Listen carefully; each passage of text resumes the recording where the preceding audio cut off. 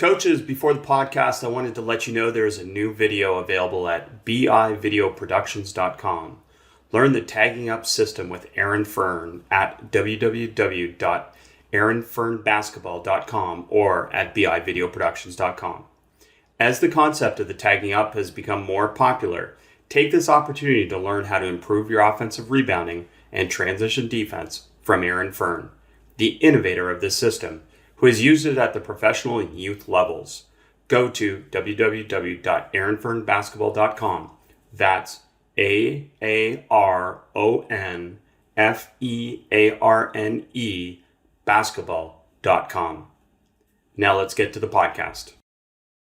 Coaches, real treat today. We have John Patrick, who has been 22 years in the professional coaching ranks, and he's currently head coach of MHP Riesen Ludwigsburg since 2013, where he has twice been named Easy Credit BBL Coach of the Year. And in 2017-18, he was named Basketball Champions League Best Coach. Coach, welcome to the podcast. Thank you, Chris. Great to be here. Well, we could do a whole podcast on your background. And as you know, we don't really do that, but you played at DeMatha for Morgan Wooten. You played it for Stanford for Mark Montgomery. So great background there in terms of coaching. But 22 years has definitely been a great life in professional coaching. So congratulations on that. Yeah, I feel really lucky to have been in basketball so long. I actually sat on the bench for Morgan Wooten, but I learned a ton from being there. I was the 16th man on a 16-man team with 5 NBA players, and I've had a great run so far, and I'm super lucky to have been coaching for 22 years. Well, beyond that, coaches may be wondering, I mean, you coach in one of the most fascinating leagues in Europe by far, and we've talked about that a few times on this podcast, just how interesting the German league is, especially from a coaching perspective. And you're one of the main reasons why. And we're going to get into that a little bit on the defensive side and talking about pressure and some of the different things that you've used that traditionally aren't used as much at the professional level. But I want to start with one of your quotes, which is basically defense is about heart and hustle, but it is also about concentration and priorities. Most bad players define defense incorrectly. I love this phrasing. So my question to you is, how as a coach do you help them to define defense correctly? Yeah, that pretty much puts our defense in a nutshell. And it's a good question. And it's a question that we have to redefine and tweak each season, because we do want to make other teams uncomfortable. We do want to disrupt, but we want to be disciplined. And so what we try to do is it starts with recruiting. We have to reload our team each year, probably similar to a JC sort of a situation where you have just guys coming and going. We know we have guys for one season, but we're a low-budget team. It was the same situation for me at Göttingen, and we need to be competitive 5 weeks after we first meet. So we have 5 weeks to get our acting gear and play preseason games and get guys in shape who aren't in shape. And that's why recruiting is so important, getting guys that maybe get it a little bit and then work with them and try to be successful with guys that are hungry and can do some of the things that we need them to do. And by that, I mean, you can't have 5 7-footers, slow-footed 7-footers on the court and move your feet in front of a guard-dominated opponent. So to make a long story short, our philosophy is that we disrupt with discipline. We try to take the ball out of certain guys' hands, ball handlers' hands. We're a low-budget operation. We've been super successful playing small ball, and I pretty much brought that to Germany in the second league, where we played with young German kids and a couple of American 5'9" guards and dominated the league. But if I get guys on my team who allow me to coach them and want to work hard and are proud of playing defense and hustle, it's a ton of fun, but there are always challenges. And then, there's always guys where things are new or a lot of nuts to crack. And sometimes it's not so smooth, but we usually get going in stride in February or March into our groove. And we were on that groove this year too. And it's a lot of fun to see guys come together and play against big names and just function on the court with the system. Well, it's great stuff. I've enjoyed watching your team and getting to know a little bit of the philosophy behind it. And we're going to get in and dive a little bit deeper into some of those different areas that you mentioned, including recruiting and talent identification, which is so important. But just kind of a little bit more on the defensive side, someone who's a really good friend of mine, who's observed your league and watched your team quite a bit, he said that one thing that stands out to him is that it's very high intensity with high level of detail on defense, which is a difficult combination, isn't it? Like, there's no fake hustle. This is high level of intensity with incredible detail. How do you develop that within practice? So I guess that's the focus of our practice from day one. And I have to thank, even though I've never met him and he doesn't know who I am, but I played for a coach who played for Rick Pitino in, I believe it was 1974. It was in the early 70s at the University of Hawaii, where Rick Pitino took over. And my coach played, and they played this system way, way back. And it was a system. So I played for this guy when I was 26, Ryan. And when he told us we were a smaller group in Japan, a smaller team, fairly low budget team. We had 2 American guards. We're playing against teams that had 2 ex-NBA centers and national team players. And he said from day one, we're going to press the hell out of other teams. And it sounded like fun and free and wild. And we're like, oh, okay, that sounds like fun. And from day one, it was drill after drill after drill to perfect the details. And he kept saying, it's not gambling. It's a system. It's not a half-court system. It's a full-court system. And so we had rules for screens. We had rules for running and jumping. We had rules where your hands were. We had rules for communication. And I think a lot of high school, college teams have rules. But as you said, the amount of detail and the amount of just discipline on the full court that's necessary to play good, solid full court defense, you have to have your brain turned on the whole time. And you're going to get tired, so you need more than 5 people who can do this. Well, and it shows, obviously, that you're doing those things. And so I'm right. Like, there aren't many coaches that are pressing at the professional level. And I know you're not necessarily 40 minutes all the time now with this team. Is that right? But you've done that in the past where you've gone full 40 minutes of pressing. Can you talk about why, beyond this obvious part, what are the goals of this? I mean, traditionally coaches think pressing is turnovers, pressing is disruption, all these different things. But what are some of the other goals that maybe we haven't thought about? Yeah, I may say some obvious things here, but as a low budget team, you pay for experience. When you get your players, you pay for every inch or centimeter of height. So it's usually costs more to get bigger, talented, skilled guys. And there are a bunch of hungry, athletic, 6 feet, 6'1", 6'2", 6'3" guys who don't really play a position, but they can ball, they can play. And some of them are really athletic and can be good in a full court system, but need some fine tuning. It's just a lot easier and cheaper to recruit shorter guys and more athletic guys that give us a chance to win, rather than try to follow the same style as Bayern or Alba or a higher budget team that if we tried to get the same type of players, we would have so much lower quality. And so our mismatches are going to be in our favor, are going to be quickness mismatches on offense and defense, and that we double team and that we make the court small. Yeah, there's no rest.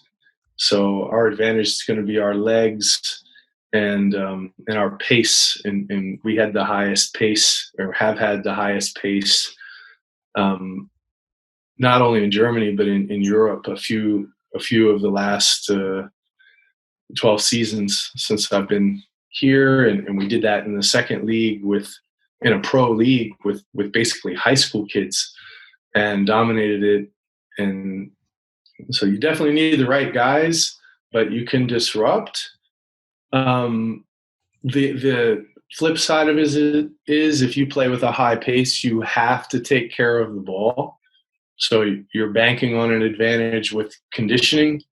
You're banking on an advantage with possessions, where you need to have a system for offensive rebounding too, and safety on the fast break defense. And you just can't gamble. You can't give other teams good shots. And so actually statistically, some things look whacked because we're usually tired, but the other team, so our field goal percentage is not great.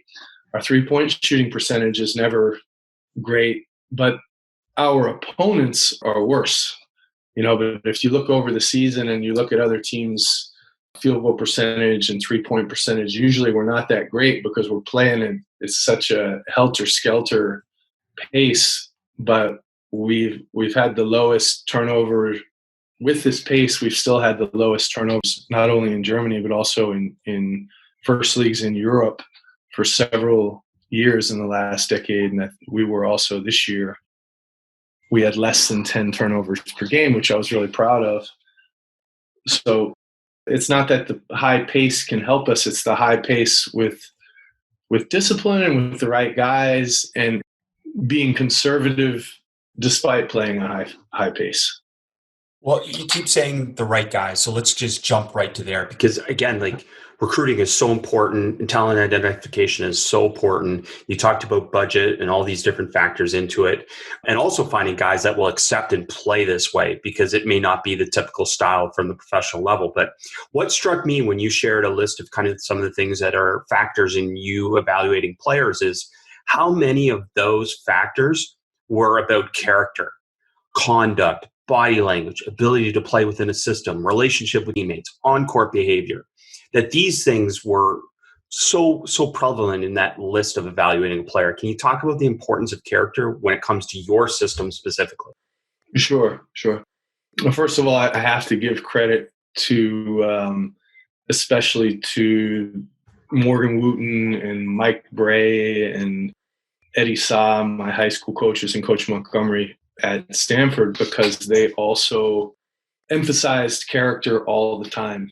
And with the basketball that we want to play, with this up-down, which is fun, up-down, and with a lot of creativity on offense, but a lot of rules we're following, it's going to test your character. You're going to be tired. You're going to have oxygen debt. We're going to practice really hard. We're going to try to push our opponents to the limit. And we all know when we're tired, sometimes it's difficult to have our best behavior. You get emotional. It's always a challenge to keep the balance between the positive emotions and emotions of positive energy, and then what happens if you just trying your hardest, playing your hardest, and things don't go well. And so I do believe that basketball at a high level is 90% attitude. And coming from Washington, D.C., and having played professionally and coached professionally, and I've seen so many guys not make it because of their attitude or because of their emotional approach to the game, over-emotional approach to the game. I've seen a bunch of guys make it because of their attitude, just guys who keep getting better. Same goes for coaches. people who don't put their head down. And so Coach Wooten, one of the first things we did at basketball camp, not when I got to high school, but when I went to his camp as a 10-year-old, Jack Bruin, who coached at Carroll High School at the time, and Coach Wooten and Mike Bray, and they gave us a list of things that coaches look at when they come into a gym to recruit high school players, what college coaches are looking for. And these were all intangible attitude things, how a guy gets along with his teammates, his body language, how he reacts to a referee's call, how he reacts after a good play, how he reacts after he makes a turnover, his teammate makes a turnover. So all these things come at the base of what a guy's comfort zone is. Just generalize and say guys that have a really small comfort zone probably going to have a tough time playing for me, and probably going to make me crazy too. And guys who have been coached or just have a general character where they're going to try to get better, or they're going to accept criticism, or they're self-critical and they enjoy playing, they have a better chance of doing well, regardless how athletic they are, how tall they are, how well skilled they are. Yeah, very cool. Very cool that connects all the way back to your time as a camper at a camp. And it just shows, again, the impression that a coach can make on you. Now, you mentioned this in terms of recruiting a little bit, but when putting together an aggressive defensive team, the ideal combination is size and movement together. But if given one, do you prefer movement over size? Yeah, I think especially now that other teams have kind of copied what we've done, now that there are more teams that are playing small ball, and I mean, heck, Chris Fleming had PJ Tucker playing a little center against us. What was that, 9-10 years ago in the German league, and now PJ Tucker's playing center in the NBA for the Houston Rockets. Things have developed, but for sure, in a full court system, you need guys that can move. You need guys who can stand their ground. But we have played in the past with it's not really about centimeter height. It's playing big with small guys who can play big. Charles Lee I believe Charles is a assistant coach for the Milwaukee Bucks right now, but he was a 6'3" shooting guard / point guard from Bucknell, and he played for me, I think it was 2008, 2009, and it kind of made his head spin the first couple weeks, but he was our power forward and often matched up with other teams' centers, and that kind of threw him for a loop at first. But as hard as it was for him to guard them, he was willing to play physical, and it was pretty strong to start out with, being 6'3" and stocky, but they couldn't guard him at all. And so I think he ended up having a lot of fun playing in our system for a season, and it was effective.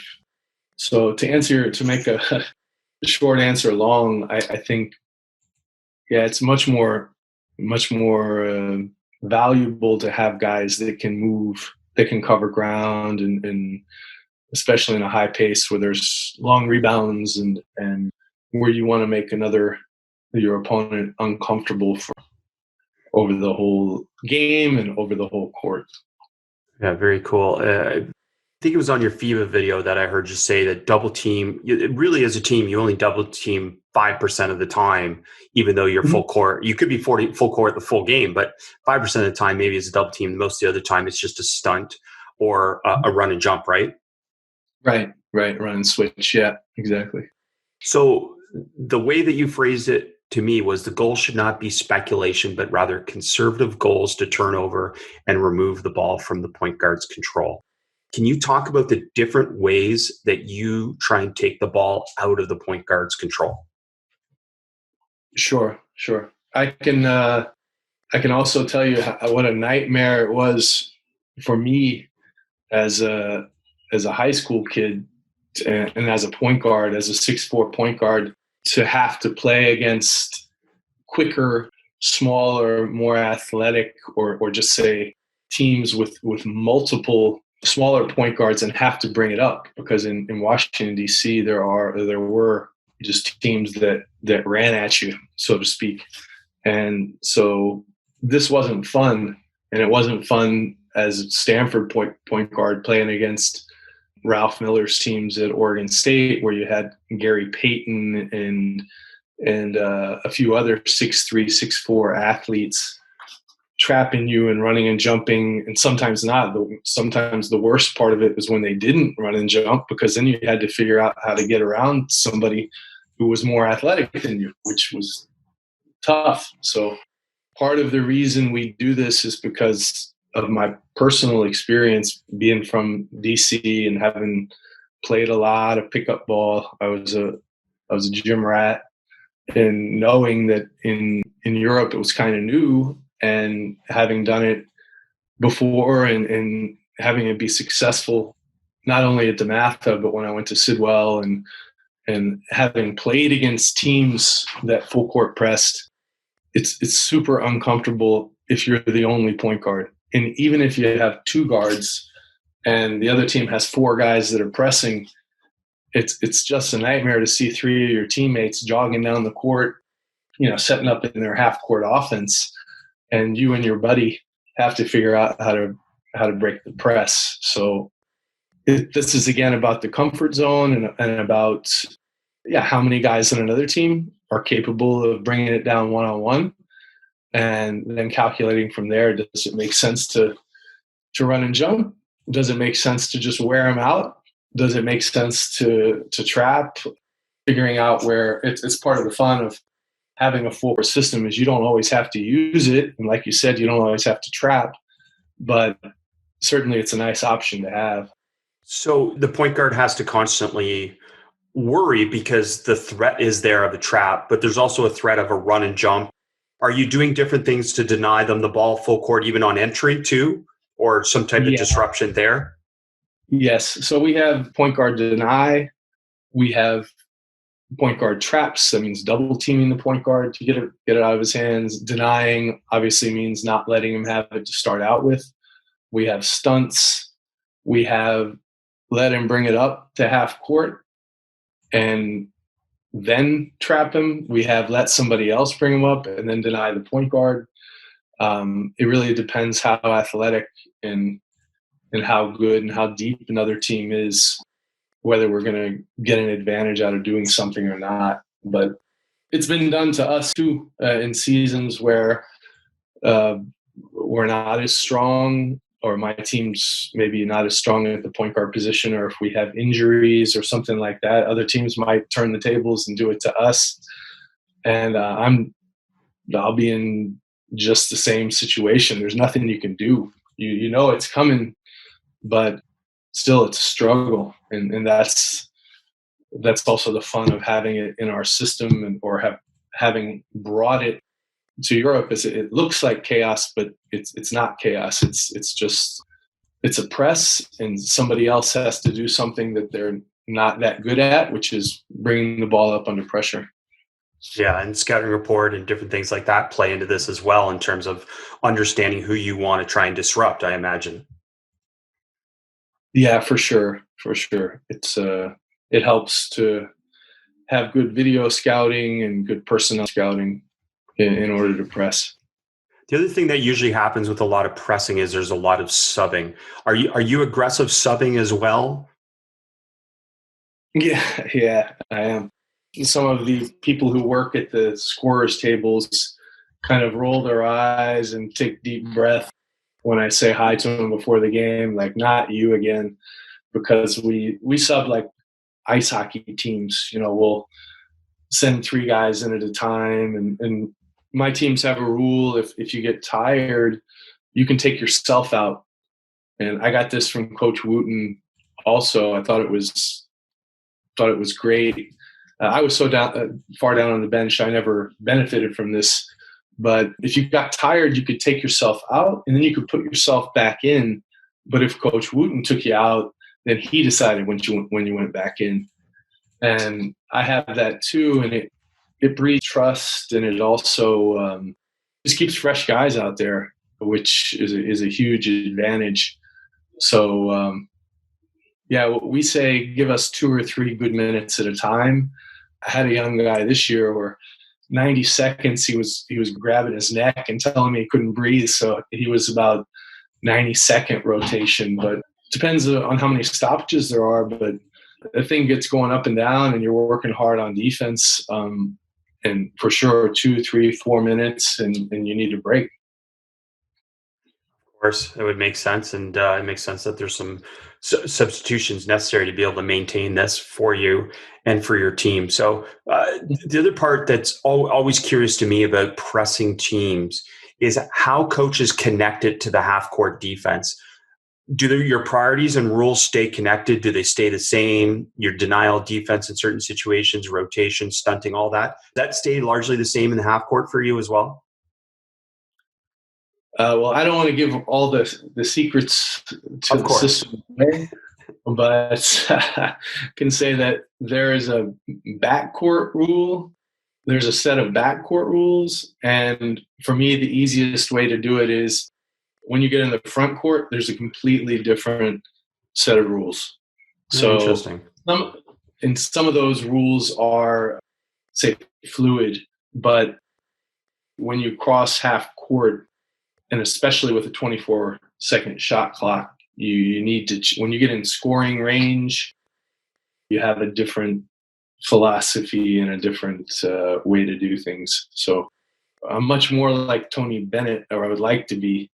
Let's say that I would like to be conservative pack defense, making walls. And even though we're smaller physically, height-wise, be a very solid, good tracing team in the half court. Whereas if you saw us in the full court, if you saw the first 5 seconds of the defense, you might say, damn, these guys are wild. But there's a different purpose in the back court as there is in the front court. Well, it speaks to the opportunities too, that what you farther away from the basket your opponent is, the more risk you can take. The closer they get, the less risk you can take is really the theory that you're trying to apply. Well, we don't want to take risk in the backcourt, but there's certain things that we want to do. Like we talked about, whether we want to run and jump, or, who we want to handle the ball. You can't do that stuff, and I won't do it in the front court because it's gambling. And you're one quick pass away from giving up an open shot. So we still want to be solid in that court, but like I said, it's a different set of rules. And given the other team's 7-footer, the ball 80 feet away from the basket, it's not going to hurt you. And in fact, it'll help you. And let him make some decisions bringing the ball up the court. But you can't do that in the half court and let the 7-footer catch it 3 feet from the basket. Hey, Coach, going to interrupt this podcast for a brief message from show partner, Simply Safe. With home security, there's 2 ways you can go about protecting your home. There's the traditional way, where you wait weeks for a technician to do a messy installation that costs a small fortune, or there's the other way, Simply Safe. Simply Safe is everything you need in a home security system. It's award-winning protection, 2-time winner of CNET Editor's Choice Award. Simply Safe blankets your whole home in safety. You get comprehensive protection for your entire home. Outdoor cameras and doorbells alert you to anyone approaching your home. Entry, motion, and glass break sensors guard inside. You barely notice it's there. But what's truly remarkable is you can set up this system all by yourself. Anyone can do it. It takes 30 minutes to an hour tops. And there's absolutely no trade-offs to your safety. You'll have an army of highly trained security experts ready to dispatch police to your home at a moment's notice 24/7. And it's only 50 cents a day with no contracts. It's why The Verge calls Simply Safe the best home security system. Go to simplysafe.com/team today and you'll get free shipping and a 60-day risk-free trial. You've got nothing to lose. Go now and be sure you go to simplysafe.com/team. That's simplysafe.com/team. Yeah, I loved your half-court phrasing, creating walls. The other thing I really liked is, and hopefully you can talk to me about closeouts, is one of the teaching points that I love, and I totally agree with, and I've always taught, is that the emphasis on playing one-on-one defense first and adjust to team rules second. Can you talk about why and then maybe explain that just for coaches listening? Sure. I think there are a lot of, and I've had coaches like this too, in my playing career, who said, we want to push baseline or we want to push to the outside. And so you get used to pushing to the baseline, but in fact, in the game, you might be pushing a right-handed guy who can't go left. You're pushing him to his strong hand, or you're pushing a guy with a low release on a right-handed shot. You're not able to trace his shot because you're concerned about following your team rule of pushing baseline instead of forcing a guy that you're playing basically one-on-one against in a 5-on-5 situation. You need to contain this guy. You need to keep him from getting off, and instead you're giving him exactly what he wants individually because you're following your team rule. So it's a little bit contrarian thinking to some coaches and players, and I get college rookies coming in that just don't get it sometimes it's one day, sometimes it's 3 months. And then when they get it, they realize, oh yeah, when my guy catches it, it's going to take a second for everybody else to jump to the ball. And so I'm alone. I'm on an island. I got to guard him one-on-one. And that's what happens in fast break situations. And that's what happens against teams that have good ball movement. You got to stop a guy one-on-one. And if you're worried about your team pick and roll rule and the guy rejects you and goes in, blows by you for a layup, it didn't help that you knew what the team rule was. Makes sense to me. It makes complete sense to me. The things sometimes we sacrifice when it comes down to the first thing is stopping the ball. So, Coach, I want to get into some defending screen situations with you. Use your expertise through all the years and all the different influences that you've had to be able to talk about defending certain screens. I wanted to start with one of the common ones that I haven't talked about enough on the podcast, which is defending horns. Do you have some philosophies around defending horns type actions? Sure. Without giving away all of the secrets or our way of analyzing, horns is a situation where the ball is in the middle of the court and there's a screen coming from either side.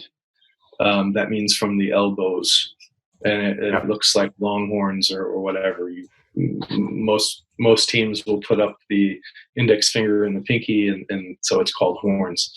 But basically what it is it's a screen going from inside to outside. And so traditionally it was the other team's 5-guy and 4-guy setting it. And it's going to the one side.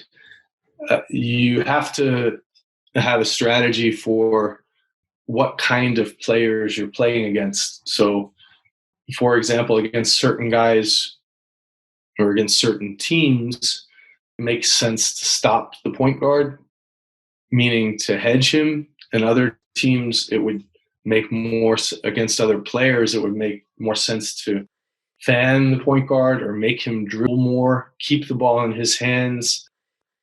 This really depends on the opponent, but because it is a basic attack method, and even if you have some kind of smoke and mirrors, a lot of teams will use the horn set as their finisher. After a couple of passes or after their initial motion, it'll get into a horn set. And I think what's important is to recognize if an opponent is a roller or a shooter. If a guy's a roller, you need to have a strategy. And if a guy's a shooter, you have to have a strategy, meaning the screen that the ball is coming off of. But we always have multiple coverages.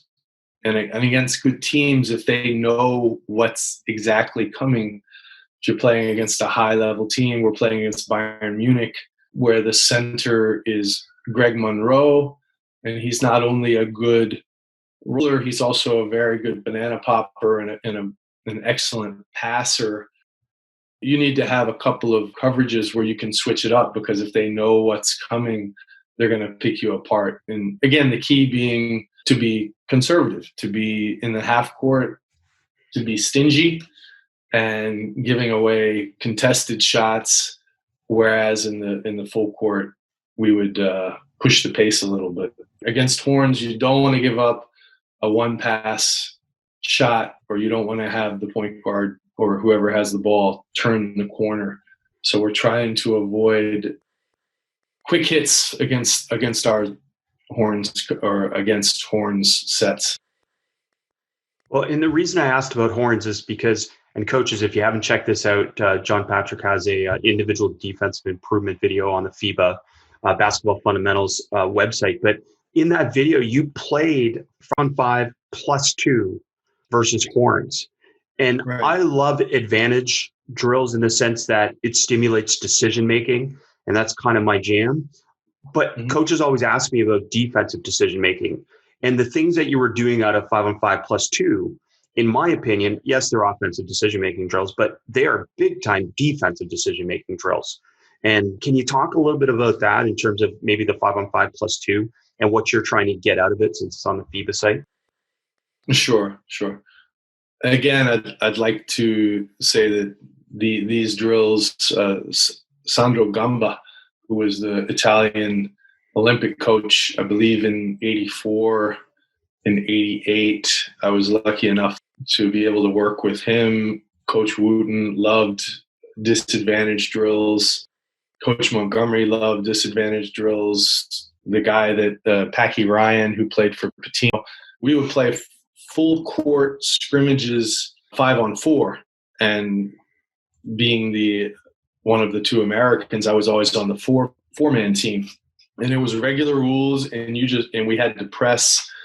And I think playing disadvantage scrimmages or disadvantage competitions makes you realize it's much, much more about hustle and making other teams make the extra pass and these basic things we talk about. But until you actually get out there at a disadvantage and win because you make your opponents uncomfortable with ball pressure and rotations and things like that, you don't believe it. So whether it's 5-on-4 or 5-on-3 +2 continuity drills, full court drills, or this 5-on-5 +2 half court drills, it's all the same stuff. Not getting beat one-on-one. If you do get beat, the wall is there, or the rotation, the help is there, and helping the helper with hands up and communication and all that good stuff that coaches like to see. But it's really uncomfortable to do it at first and to believe it for guys and most college players. A lot of the German guys that I recruit too a lot of the German guys I recruit have never even done shell drill. So this is like a slap in the face to come in and have to do 5-on-4 scrimmages or 5-on-5 +2. But they get it and they see it, and it ends up being a real competition, and so it ends up being a fun way to compete and cover defensive elements in practice. I loved it. And it's I don't know exactly when that video was done, but yeah, I was curious, and I'm glad you connected that for us about why you do it, because it has lots of possibilities, especially again at the youth levels, developing players' ability to be able to make decisions and more importantly, read their teammates' decisions and learn how to cover for each other, which again, I imagine transfers for you in the full court a little bit with the pressing situations too. It does. And we talk all the time about reading and reacting on offense. We don't talk enough about reading and reacting on defense, the defensive decision-making that has to go on and being solid. But the main thing is just there's an upward spiral to being a good defensive team, or to being a hard defense practicing team. And that is your offense has to be good to score. And if you go up against an opponent in a game who's not used to playing against your intensity, they're going to struggle. And if your team offensively is used to playing against physicality and quickness and good rotations and hands up, and then the games are going to be fun. They're going to be more relaxing and more comfortable than the other team. So I like to talk, and again, it's like I'm speaking a foreign language during the first week of practice, because I talk about the upward spiral of defense and also the downward spiral of concentrating too much on offense, because you get comfortable and you think you're pretty darn good, like what Coach Van Gundy said about being great 1-on-0 against the chair. Yeah, that's kill that chair one-on-one. But if you go up against some good players and some quick rotating defenses in practice, you learn how to make decisions on offense too. So it does help your team get better in general. No, it's great stuff. Coming back, I guess, to just some screens off the ball a little bit, can you talk a little bit about defending a stagger screen? Also something I've never talked about, never asked a coach. Do you have some strategies that coaches can think about defending stagger screens? Sure.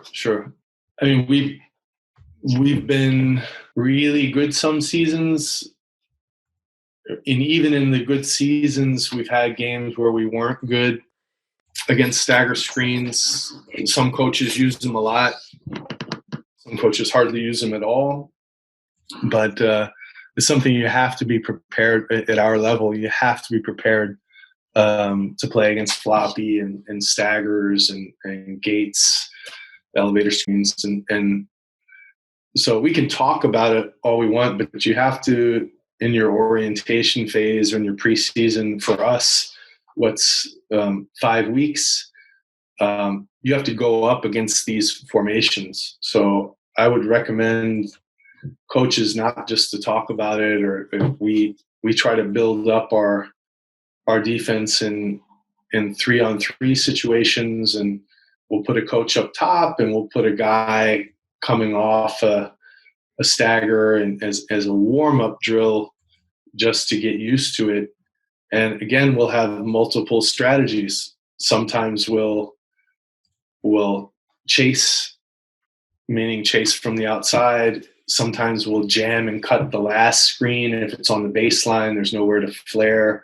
Sometimes we will switch the second screen. Sometimes we will hedge the second screen, and then the guy who set the first screen will be in the hole, so to speak, and we'll have to help. We can't just do the same thing every time against a team like Alba Berlin that runs floppy or staggered 40 times in a game. But we have to get used to it and get used to the terminology and have our base strategy, which would probably be to chase it. And the way that refs call hands, the referees are very detailed and very consistent about calling hands on screeners. Like Rip Hamilton would have shot 30 free throws a game if he would have played in Europe, because they call every touch when a guy's trying to come off. So you can't touch, but you got to be in his back pocket and you got to chase up. And then how you guard that first screen and how you guard that second screen, you need to have a base coverage, and then you need to have emergency coverages or a plan B if the first things don't work. Then there's stunting from the ball, and then there's what you do on your weak side in case it's a floppy action, because there's going to be options for the offense on the weak side as well.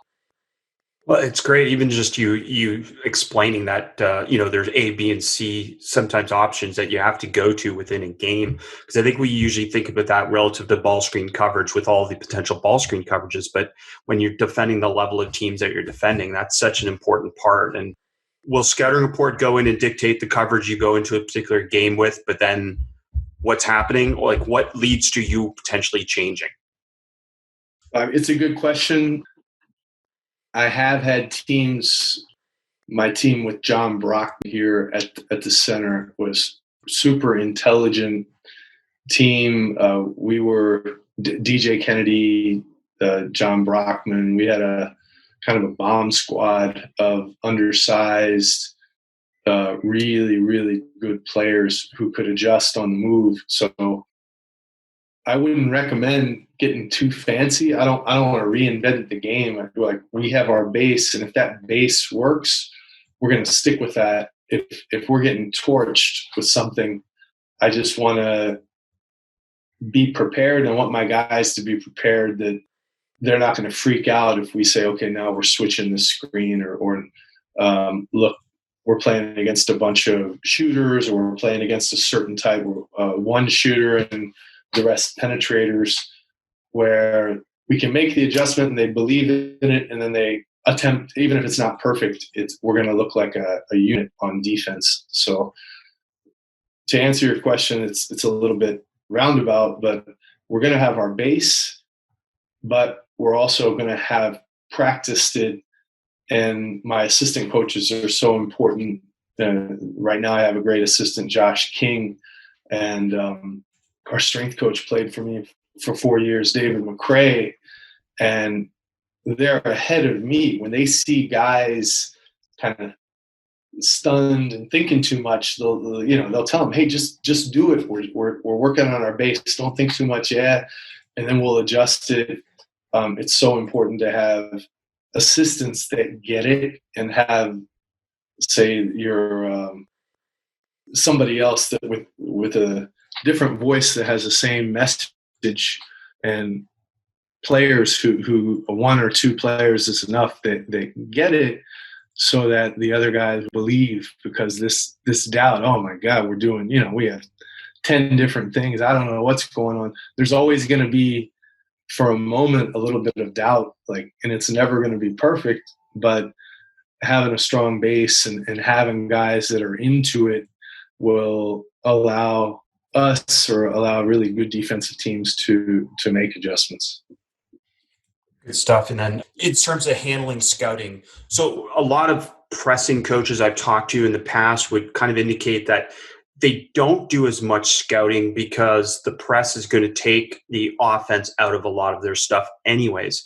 But I'm imagining in your case, scouting is more important because, as you said, you have kind of different rules, front court, back court. Is that the case, that scouting, obviously at the professional level, I imagine it's important everywhere, but is it even more important because you have to adjust to the different rules in the half court? Yeah, it is. You're right about that. And it'd actually be a good topic for me to talk with some of my ex-assistants about, my assistants now, because we scout like crazy. We're, we have a very detailed scouting report, and sometimes I think we might be wasting time, because sometimes the press does take care of a lot of these imperfections in the half court.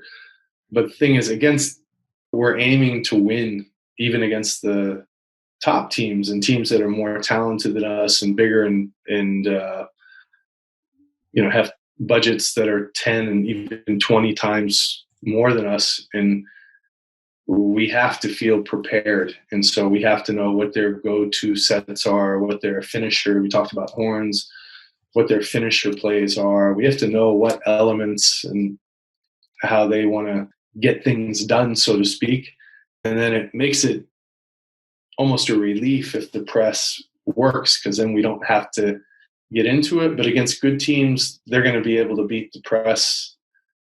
Like I said, Bayern or Alba, or this year, every year it's different teams. When we played internationally, we played against a lot of national team players and ex-NBA players and former whatever, all ACC college players, and it didn't matter when the other team's coaches were well prepared.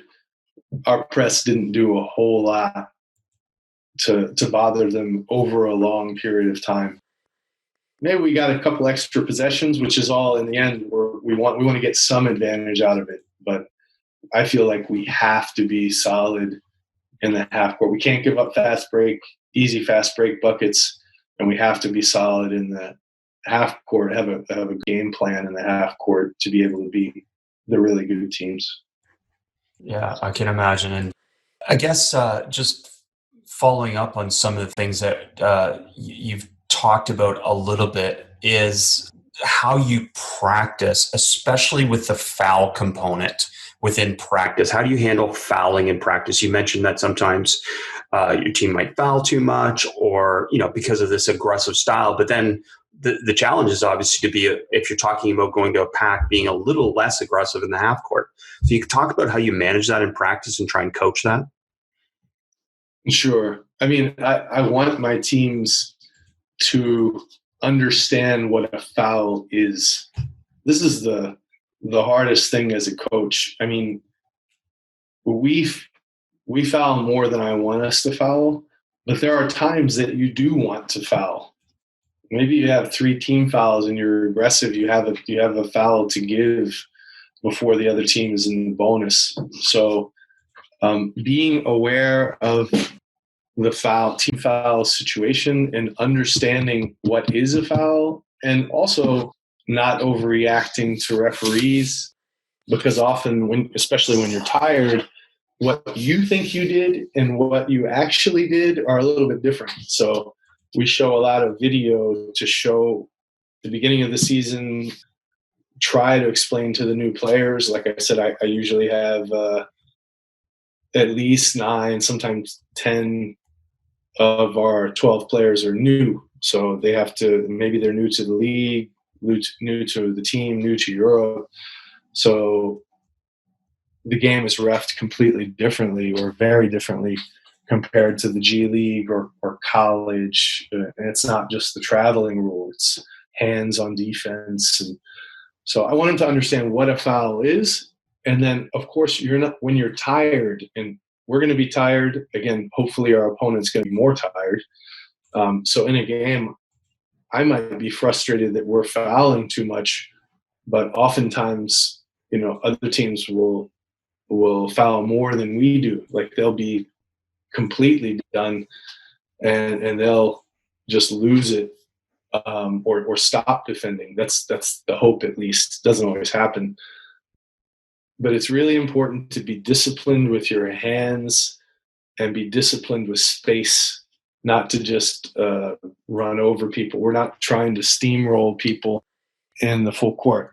And I've had players that really got it quickly. And I've had guys who have, say, cornerback habits where they always have their hands out in front of them and they're looking to chuck people on defense, and they get fouls just left and right and don't learn it. But it's our job as coaches, and we use the video. I'm doing that today. I have to head out to practice again here in a second. Today we're doing individual handwork on defense when guys get moving so that they don't have their hands out in front of them. And this is something that strength coaches need to buy into, assistant coaches need to buy into, the captain of the team, everybody. You got to control your hands on defense or you'll get called for fouls, especially in this league. Not so much in college. It looks, when I watch college NCAA games, it looks like every possession's a travel. There's at least one travel, and every possession's about 10 fouls on defense because guys are whacking each other. Whereas we can play really physically with our chests. If we have our hands up, you can body somebody up. But for better or for worse, it's just reffed differently, and my guys need to know what a foul is.